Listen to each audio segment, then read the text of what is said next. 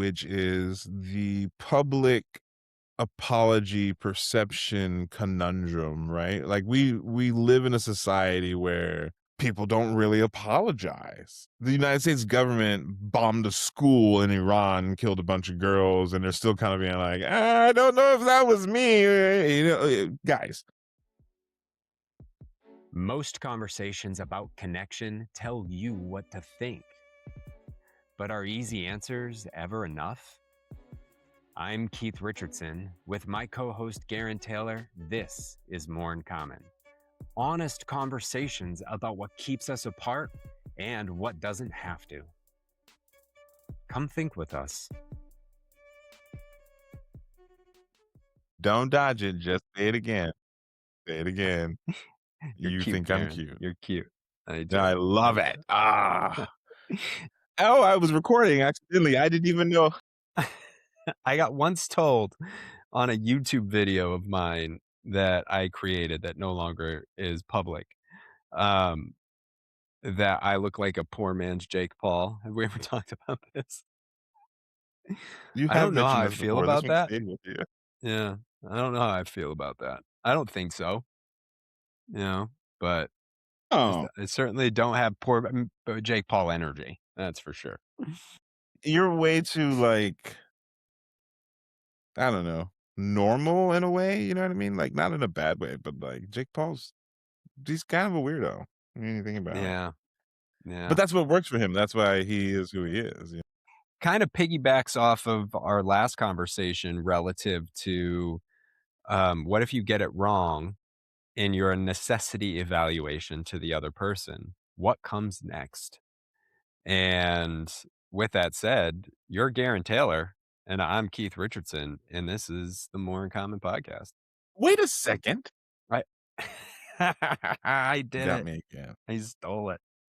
I stole It's it. been several months since you just stole the intro from me. It has. Apologize! No, I'm just kidding. I But that is what we're gonna refuse. talk I about this refuse. week. We're gonna talk about see And you how would you are. think, as someone listening to this podcast, you might go, "Man, what about apology?" And it's funny. And when we came up with this idea to have this conversation, we were I wouldn't say misaligned, but not necessarily. I wasn't like, "Yes, that is the topic." And then I really started prepping for this conversation. And I'm like, "There's some meat here." So if you're not sure about where this conversation, stick with us, because quite honestly, like there's density to this conversation that I wasn't even fully anticipating when I was going into it. So, I like I like that. that when I you like did that that, it about that. zoomed in on you. Yeah. Yeah. Uh, Yeah. uh, your boys up in the production value. Again, if you're not watching us on YouTube, it's More in Common ENT, and you can get the other layer of being on the More in Common podcast. It's an extra All layer. right, let's get into it. Tee it up. Okay, are you gonna stop giggling now then? Because you I'm just kidding. But okay, so where Am I I wanted to start with this perpetuating your conversation. absurdity by laughing? No, you're just reinforcing the fact that you think I'm adorable that we started with earlier. So the place I wanted to start with this conversation is the anatomy of a fake apology. Because even if Jake Paul had apologized for something, I'm gonna gander. I'm gonna take a guess that it's probably a fake apology. And we also talk a lot to men and about men on this show. And I don't want to, start with a flogging, but fellas, the non-apologies is something that runs pretty rampant in the male circles. So, the number one that I like to point out in the fake apology architecture is I'm sorry you felt that way. Super common to hear. It is It super acknowledges the common to feeling, hear. but it accepts no responsibility for the behavior that caused it. Yeah, and here's the challenge with it. Like when we think about the nature of why we're apologizing, and this is an element. You are repairing damage to a relationship, or you're at least starting the journey to repairing, Yeah, I was gonna because say, it doesn't just stop at an apology, right? What were you going to say? well, I was gonna What say were you- that it's the beginning of the road. It doesn't, but we'll it's get the to that later. beginning. That's fine. Yeah, it's the beginning of the road. But there are my wife is one of them who has a really hard time apologizing, like just saying the words "I'm sorry." And there are complexities to why. In part, apologizing is admitting, or at least feels like we admit we're doing something wrong. And if we don't actually think or feel we did anything wrong, and maybe we didn't, right? Like, this is an element of complexity here, is that we didn't mean to do something wrong. And I would argue most situations fall within that scenario. I didn't intend to cause harm. So I Right. don't want to apologize for a behavior that I didn't do on purpose. But your reaction or the harm is on you. Well, the nature of apology really comes down to the importance of the relationship. And we talked about this last week. The repair is important because you care about the other person. And it's not to say you have to apologize every time there's damage to the other person. But the question is really asking why I should apologize versus just blanketing some Well, let's words just to try and make the cover other person feel better. let's go back to, identifying fake apologies before we unpack all that, because I do wanna Yeah, ask yeah, yeah. a listener reflection question after this. Uh, I'm sorry, but, when you're gonna come with some sort of thing, "I sorry I did X, but you've been doing Y," when you attach an grievance to your apology, a justification.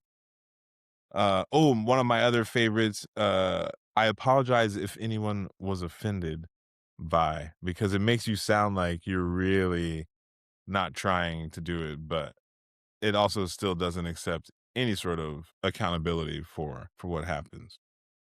But the listener reflection point too, and to your other point as you were expounding, is, can you remember an apology that actually made things better? Not one that just ended the argument for the time, or that, let somebody off the hook, but that actually started on that road to repairing something, because I do think that it is actually genuinely rare to hear the nowadays. I do too, and I don't we don't have there's not a lot of data. I mean, there's some supporting data that would reflect, and we can talk about this in a little bit, specifically related to public apologies, but Mm, the nature of how we've socially shifted to a non accountability, like don't plead guilty ever. Plead not yeah, guilty, make your case. Um, yeah, apology is seen as weakness or vulnerability. And at the end of the day, the complexities of apology are really, really deep. They're not surface. The challenge to apologizing in very personal relationships, going back to our concentric circles, right? Dunbar's number for the new listeners, because I love to talk about it, is like I how said, valuable favorite. is how valuable is this relationship?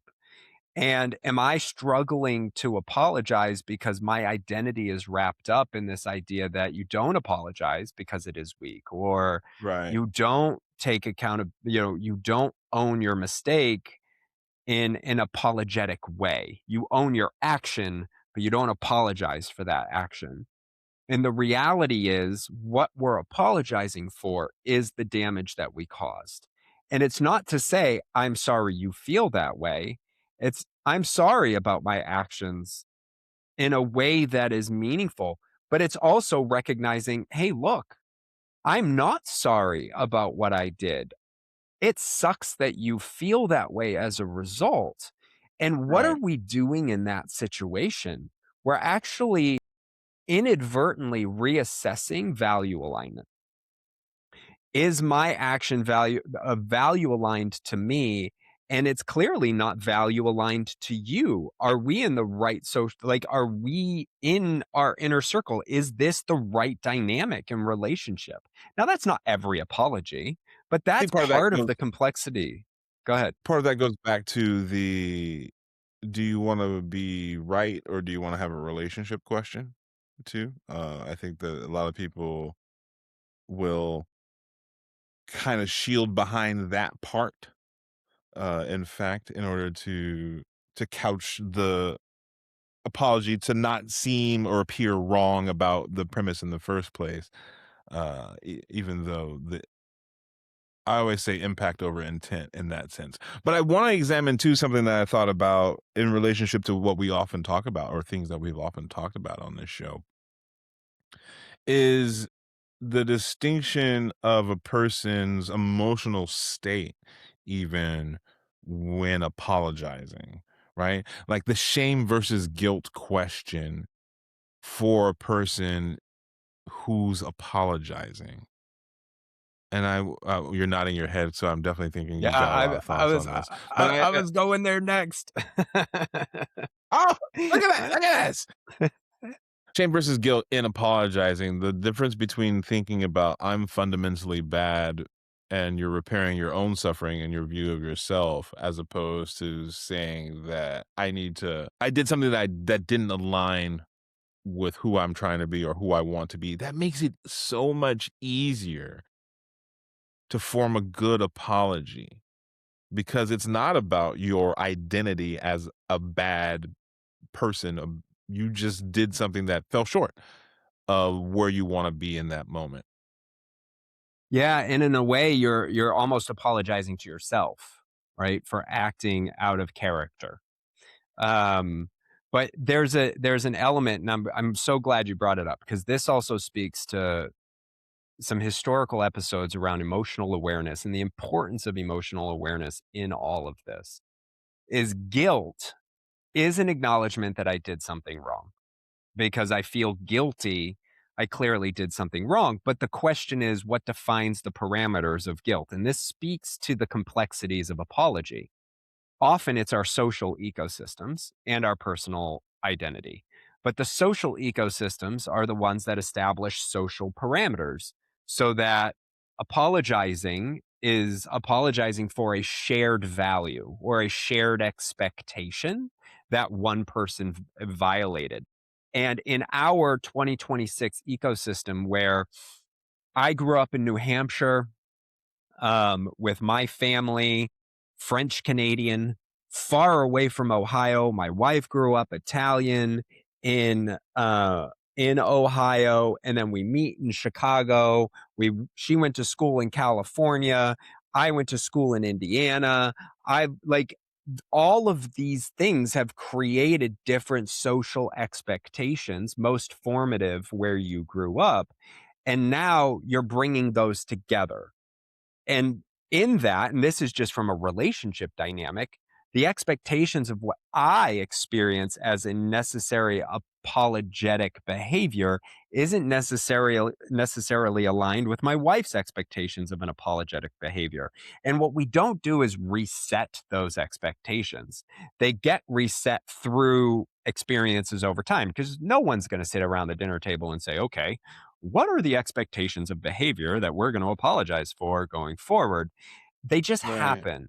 And when you add complexity in the work environment where people bring social expectations and now you want someone to apologize at work, but they're like, why am I apologizing?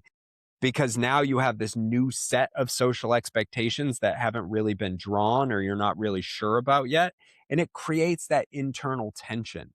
And it's not when we go through this experience of do I apologize or don't I apologize, it's often reactive.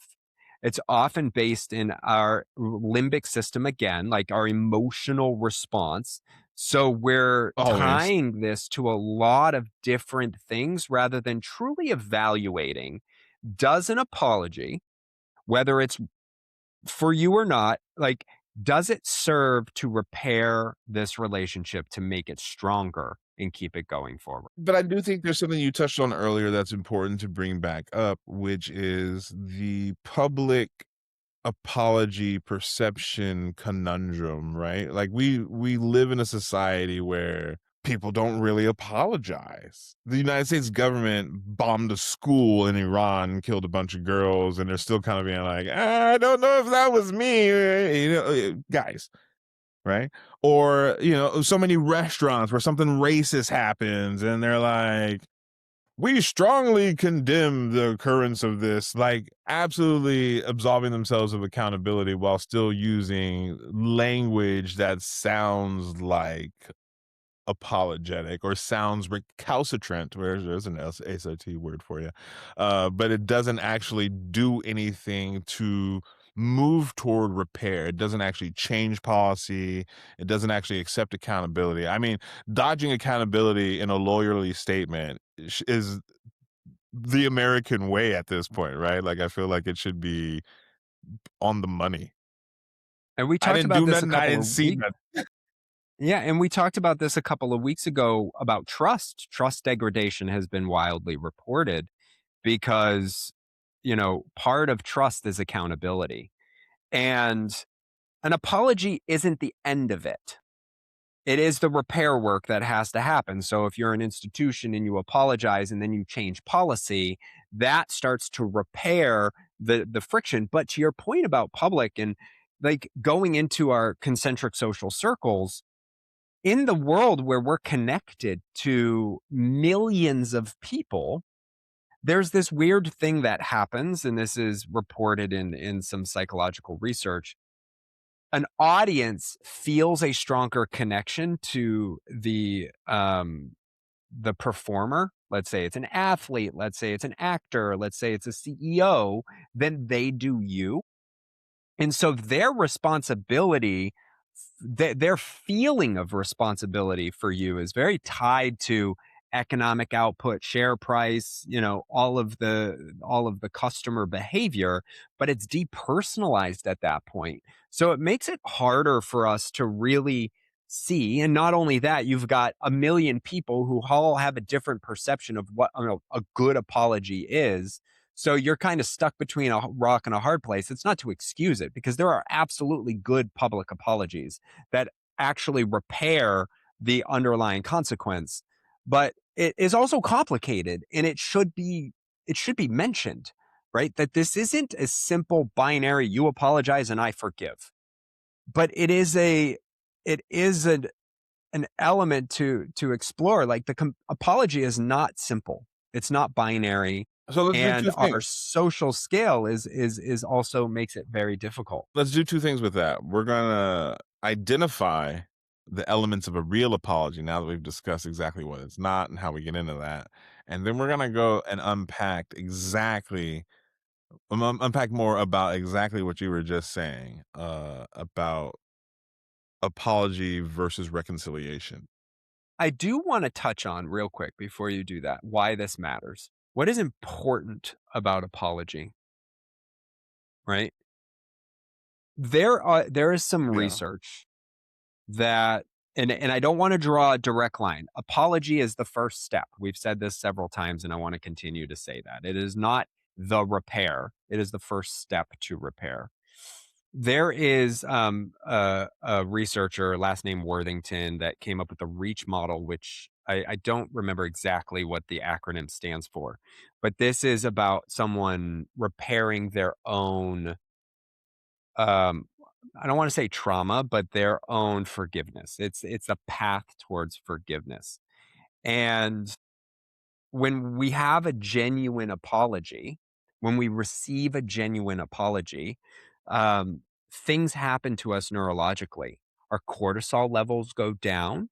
Our aggression towards the other person alleviates more, um, and it ultimately causes in the other person less desire for revenge if repair actually occurs. Now, a false apology has an opposite effect. So, if an apology isn't followed by action to repair, then it can cause further resentment, further anger, further resistance towards that other person. So we have to be clear that it doesn't end with apology, but an apology has really strong impact on the other person, right? It is very much an action towards managing relationship, not just a sign of weakness.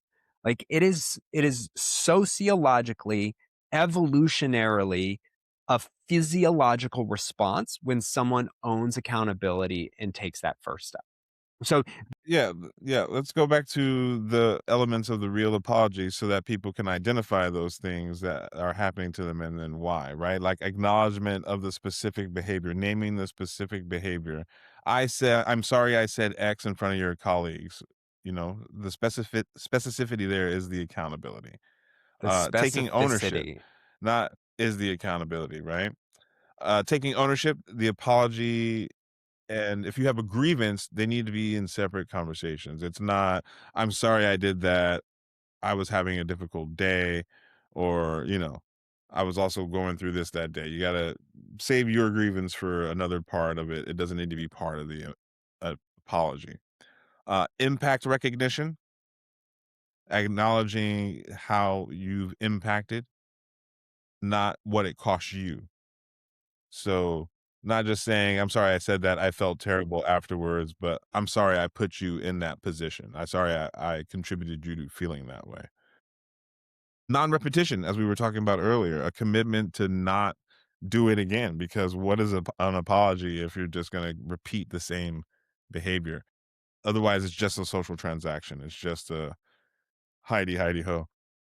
And also, I think creating space for the other person's response, which is exactly what we wanted to move into next, because the apology is not the end. It's the beginning of the other person's turn.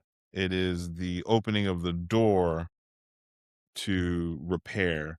But you, as the receiver of apology, are not obligated in any way to accept that apology or to accept the apology and reconcile. You're not under that obligation. You can forgive them. You can accept the apology and reconcile or not.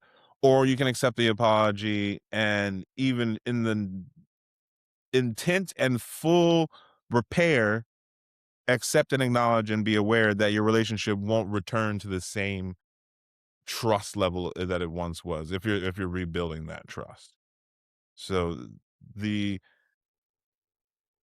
the most conversations around this do think like, "Oh, we're just gonna go back to where we were if I apologize," right? Like, you get to start over, like it's a mulligan. But that's not how it works.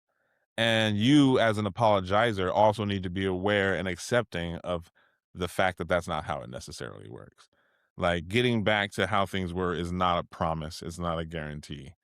And sometimes how things were is what generated the issue to begin with. It's like when you, yeah. Uh, reinstall a I, backup that has a problem on your iPhone, you're just reinstalling the same problem that you had before. I, I think what you're really getting at in this too is I love the way you frame the specificity of what you're apologizing for. I'm not apologizing for your response. I'm apologizing for my actions that were in this specific context. What that does for you as the apologizer as well is it specifies for you what the violation is, not not the overall context of who you are. So you can protect your own identity in that too. And you're creating an opportunity to repair, but you're also creating just an opportunity to to move forward amicably. Whether or not you've repaired the relationship back to its original state, a bad apology, a false apology will only make it worse. The question is, are you stemming the tide of degradation?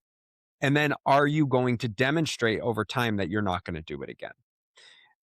Because if you demonstrate over time that your apology meant nothing and you just keep doing the same thing over and over again with that person in that context, then you destroy the relationship. There's no opportunity for repair because every apology that comes after that is useless. But here's the thing, and I do want to touch on this. This is really part of the element of when we get to it, evaluating the importance of an apology and why you would or wouldn't. Because not every situation needs you to apologize. But if you're not willing to apologize, be clear as to why, but also be clear as to the impact. Because what you're doing there is you are creating value alignment. And you're basically saying to this other person that you and I are not on the same page. Maybe we're not as close as we thought we were. You're also sorting influence and hierarchy, and you're really saying that value conversation. We're not going to get into the alignment of values, but even as a leader, I might say, look, I don't apologize for that. And I recognize some of you will leave and not buy my Right. product. So I might have a dip, Yeah, but I might end up picking up different customers that align to my value system because now I'm clear about it versus vague and obtuse. And boy, when you are abstract about your value system and people don't know who you are, like that creates its own issues.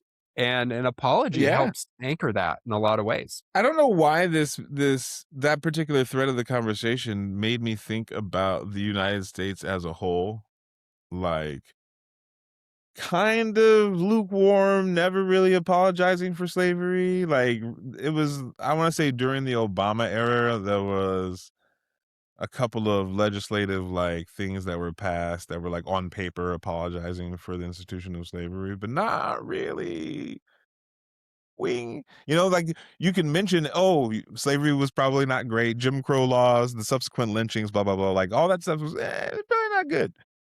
But the not doing anything about it afterwards leaves it a little bit hollow, right? Like to know that you say, "Oh yeah, we effed that up. We fucked that up pretty good, pretty solidly there." But then, Yeah. eh, Yeah. eh, No, I mean, I think from an institutional standpoint, it's probably one of the best examples. And when you think about what Germany did and how they yeah, created or even South Africa. systems, or South Africa, right? They restructured their ecosystem to say we're we're doing something. Whereas in America, and look, let's call it like we had the 13th and 14th Amendment, the Civil War, ending slavery that went into the Reconstruction period. But then along come sunshine laws, and along come Jim Crow, and along come the emergence of the KKK, and hell, even the emergence and usage of eugenics as a justification for the differences of black and white people, which was used in Nazi Germany and which was used in apartheid South Africa.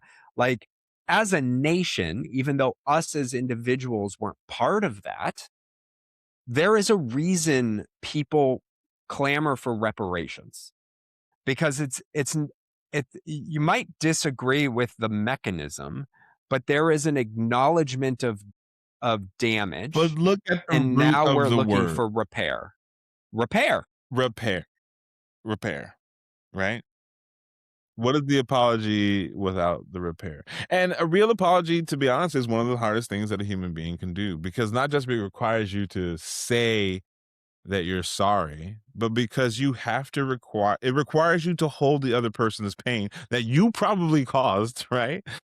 Without defending against it, without being defensive about it. And that shit sucks. Like it hurts. It hurts you. It hurts me, right? It hurts to be in that. But if you can stay present in that pain without reaching for the exit or your own explanation or your own justification, then you can really start to get on the path to repair.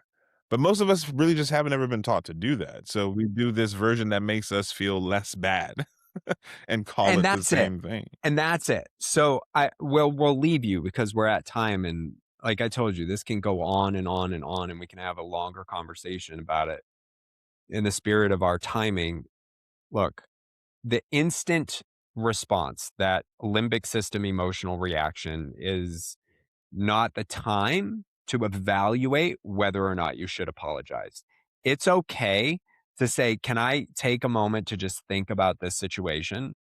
I maybe even acknowledge you're seeking an apology here. I just need to sit with this for a minute, take a moment, and understand why you would or wouldn't, and be clear about it for yourself. And that allows you to go back to have that honest conversation. Is it true? Is it kind? Is it necessary?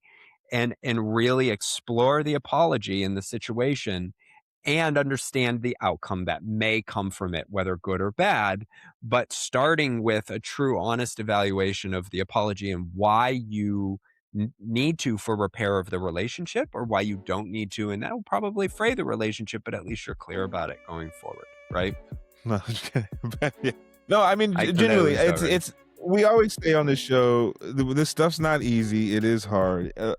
Sitting in the discomfort of anything is difficult, but that's what makes it worthwhile. This is the More in Common podcast. I'm Gerren Taylor. That's Keith Richardson. It's always a pleasure to have y'all listening here with us. Be sure to leave a comment in your favorite podcasting app, on YouTube, More in Common ENT. Share it with a friend. And no more fake apologies. How about that? I'm sorry, Karen. For what? I don't know. I'm just sorry. I'll take it. We'll discuss offline. Thanks, everybody. Have a great week. See you next week.